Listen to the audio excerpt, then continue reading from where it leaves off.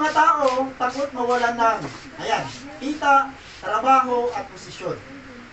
Nagtataka mo ba kayo bakit pag Sunday may mga maraming mga tao hindi nagsisimba? Dahil sayang ang kita.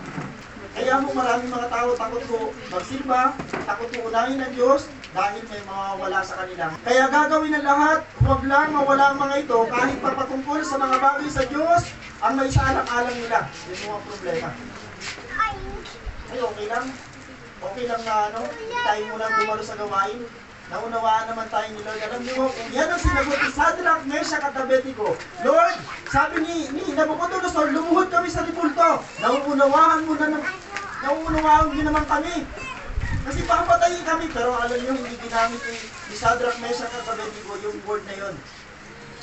Dahil alam nila, sa harapan ng Panginoon, yes, ang Diyos nakakaunawa. Ang Diyos ay malawak ang pangunawa, pero ibahin nyo, pag ang posisyon na ng Diyos ang masasalim.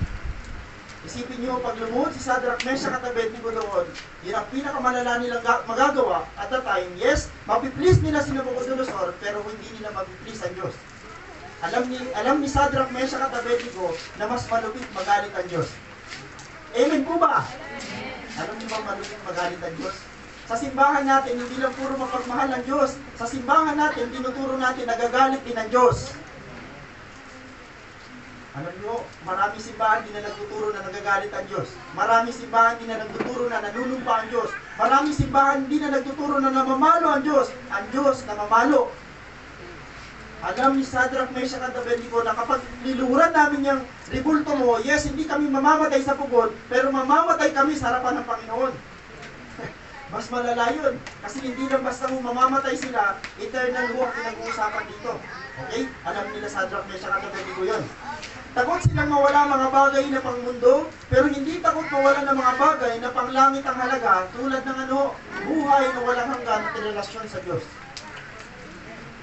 Matatakot ka bang mawalan ng trabaho, kita, posisyon?